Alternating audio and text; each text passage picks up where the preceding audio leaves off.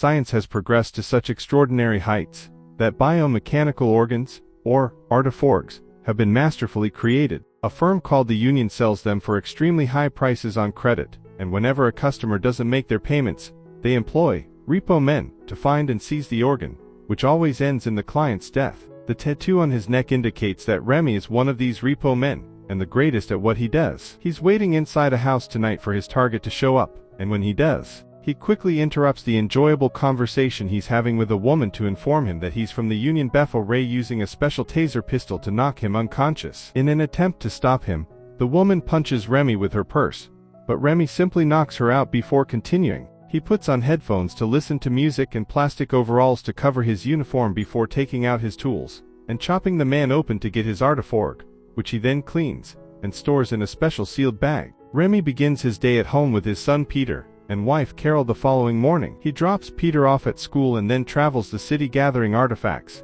and abandoning dying clients. He then heads to the Union offices, where he runs into a worker dressed like a large lung and stops by a coffee table, making himself apparent to all the prospective customers who are waiting to be helped. He observes as his supervisor, Frank Mercer, assists a salesman in persuading a family to sign documents with an impeccable speech before heading to the repo men's break room. There, he discovers Raymond Pearl griping about his menial work and being reminded of his probation for viciously beating a woman in the subway. Frank abruptly ends their conversation, warning Remy not to spend too much time on the main level, since he might frighten the customers. Then, with Jake Freivold, Remy's closest buddy, he leads him to another area where he can examine all the artifacts he's gathered that day. Before they went to battle and fought together, he used to torment him at school. After the war, they decided to take a position at the Union as it matched their skill set well. The recruiter informed them that they were defending the healthcare system, but they didn't really care. They were just having fun on the missions. Following their amusing tase of each other's tongues,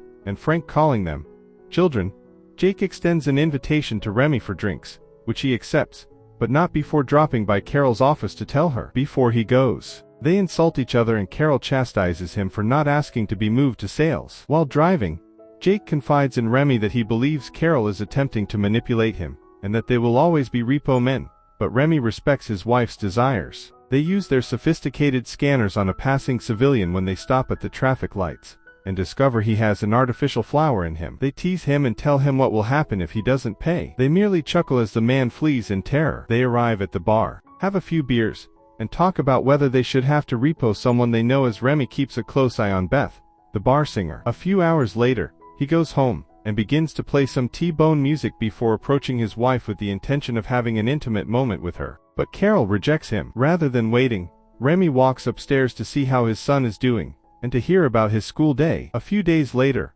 Remy is grilling out in his garden with friends.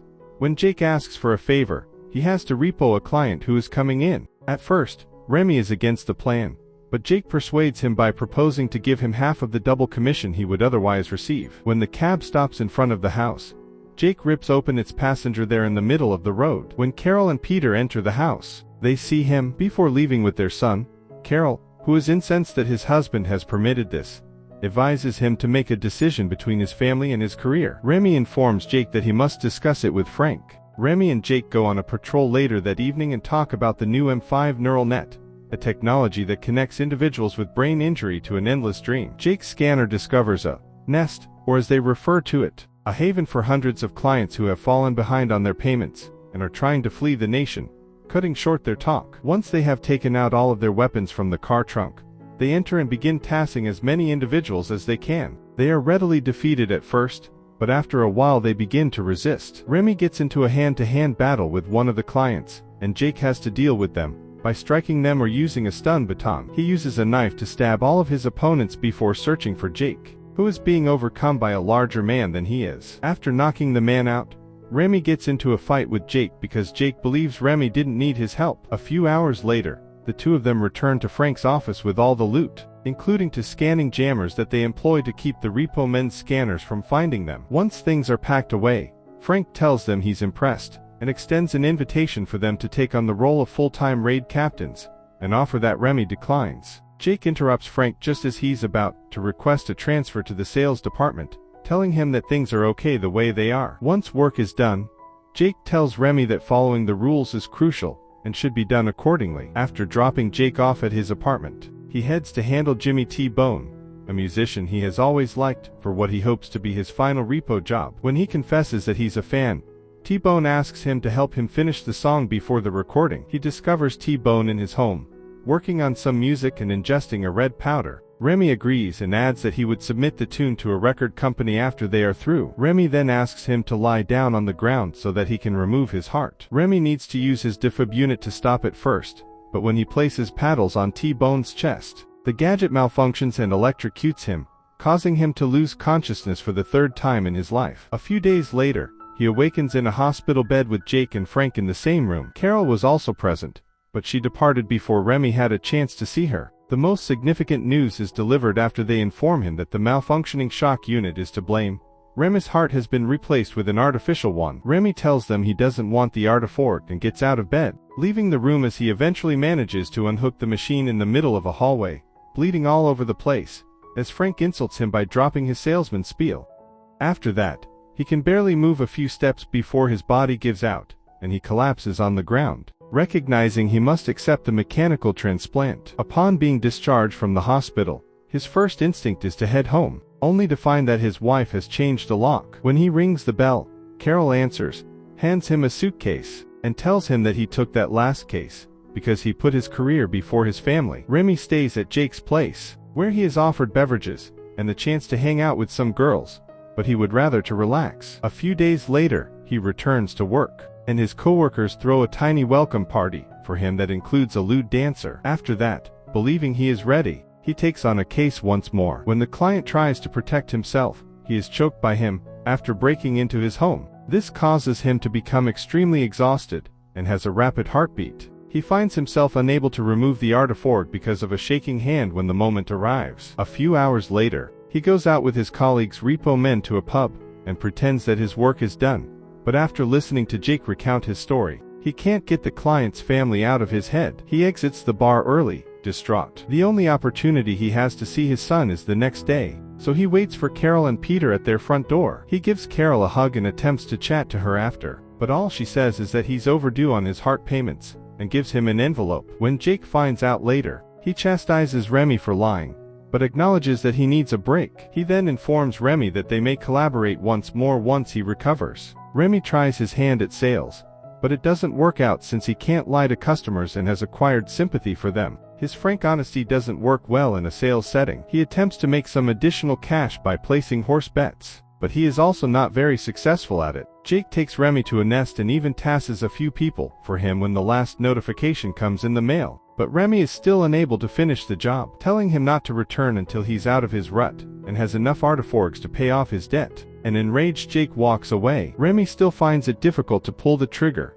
so he hits the unconscious man 4 times before he passes out. A while later, the tune he heard in the bar the other day wakes him up. After noticing that Beth appears to be quite ill, he decides to take her to a motel and keep an eye on her, while her body undergoes detoxification. She possesses numerous artifacts, all of which need to be reclaimed, he finds out when he uses his scanner on her. Beth strikes Remy for helping her when she eventually wakes up. He responds, maybe it isn't, when she announces that their relationship is finished. When Jake discovers Remy breaking into the union's building, he is furious with him, but lets him leave when he returns his taser gun. Remy tries to clear his and Beth's accounts, but he only succeeds in taking one of her many organs. Before going back to the motel and telling Beth they have to go, he steals into his former house next door to say goodbye to Peter. They drive to the deserted outskirts of the city, where they hide in an abandoned building after setting their automobile on fire. Frank tries to present Jake Remy's case at the union in the meanwhile, but he and the other repo men decline. As the days go by, Remy and Beth use everything they can salvage from the abandoned structure to construct a modest house. One evening, they share a kiss and make love after she tells him everything about her artiforks. Following that, Beth gives Remy a typewriter she discovered in the trash. Remy starts writing his memoirs with it. Many days later, Beth uses her artificial ears to hear something outdoors, but Remy isn't able to hear it. To demonstrate him, she puts headphones on her head. Soon after entering the premises, the source of the commotion is revealed to be Raymond, who has taken on Remy's case. The couple devises a scheme to escape detection. They move their belongings to a different room with a large hole in the floor that they cover with a bedsheet. When Raymond comes in, Beth hides behind the door, and Remy pretends to be writing while he laments how simple it is to catch Remy. He walks further inside after drawing his weapon, and tumbles into the opening. But because of the unsteady surface, Beth hurts her prosthetic knee when she stumbles and falls while approaching him. Remy improvises and murders Raymond by dropping the typewriter on his head after Raymond sees an opening and pulls his gun to tase her. Remy brings Beth back to the city to collect supplies after robbing Raymond of his car. But Beth demonstrates to him that she can mend her own knee with some random equipment she's discovered. As they get at the Union's parking area, Remy notices the man dressed in the lung costume relaxing. He takes it from him, so he can enter the building covertly. He visits Frank at work, punching him a few times before threatening to use the taser he stole from Raymond and giving him a piece of skin bearing Raymond's tattoo, threatening to do the same to anyone who tries to apprehend him. After Remy's initial effort, Frank informs to Remy that the system has changed, and that accounts can now only be cleansed by bringing the organ to the Union central office. Remy requests to be removed from the system. When Frank tries to make him a deal, Remy knocks him out, takes the scanning jammers, and then heads back to Beth to inform her that they're leaving the nation. Frank gives Jake the order to retrieve Remy when he wakes up. Later, thanks to the jammers, Remy and Beth are able to avoid the security checks at the airport. However, they are still removed when a fellow traveler discovers that Beth's leg is bleeding. On their way out, Remy tosses the jammers in the trash. Two repo guys show up at the office and scan Remy once more, this time receiving an alert, while a guard prepares to bandage Beth's knee. With their fists and even objects they find lying around, like the scissors Beth takes to stab two of the officers, the couple moves swiftly to engage in combat with all of the guards. Once everyone is taken care of, they exit the office and see Jake. Since he is unable to assist them due to his location behind a security panel, Remy scoops up Beth and leads her outside the building. Resuming their vehicle journey, the pair stops at an abandoned building in the city slums to rendezvous with Asbury, a former partner of Beth's who deals in illicit organs. He tells them he can't help Beth since he doesn't deal with joints anymore, and that they should go see Alva after sharing some red powder with her, and arguing with Remy about the morality of their work. They learn there are actually two Alvas when they go to get the surgery done. A young woman specializes in anesthetic, while a small child performs the actual surgery. Remy worries about Alva's age and abilities, but little Alva shows that she is an expert at her work. When they return to Asbury's apartment after Beth wakes up a few hours later, they discover he has been replaced. At that point, Jake shows up and attempts to convince Remy to accompany him back, but Remy declines, claiming he hasn't been the same since the accident. Jake acknowledges that he had rigged the defibrillator device so Remy would accrue debt and be prevented from transferring to sales, and that it wasn't a true accident. The two men engage in hand-to-hand combat, and although it initially appears as though they are on an equal footing, Jake soon gains the upper hand and throws Remy through a wall. Remy gets thrown around by him till he is left on a metal bridge. Remy erupts into laughter and pulls out a knife, stabbing Jake in the leg before Jake knocks Remy unconscious in retaliation. After a series of images flash before his eyes, Beth, who had previously tased Jake, wakes him up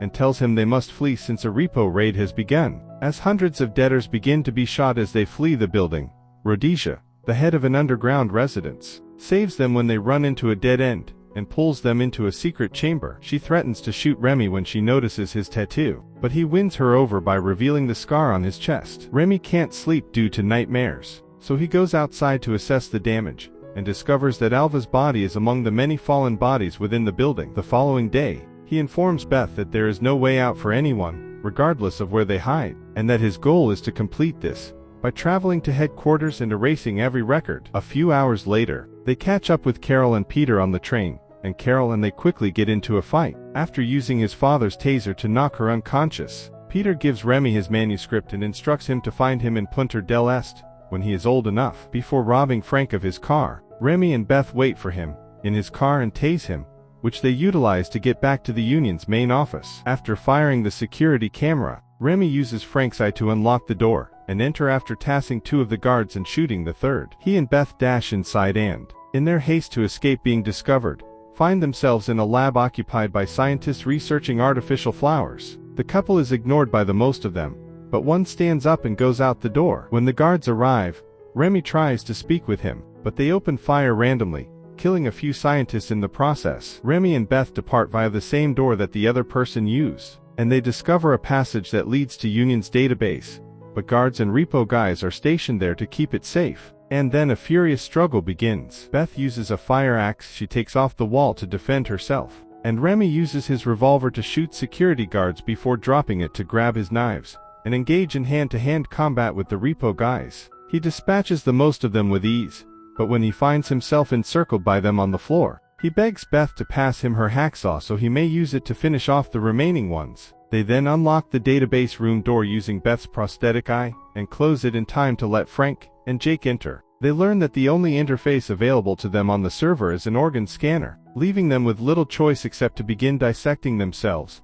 and scanning their own bodies from the inside out. They begin the process by applying part of the red powder to Remy's heart, and once his wound has been sealed, they then apply the red powder to each of Beth's prostheses. As Jake and Frank enter through the use of an artifact from one of the deceased repo men, Remy is already examining Beth's remaining organs. Frank gives Jake the order to do them, but Jake chooses to assist when Remy tells him that Beth is worth every task he's ever completed.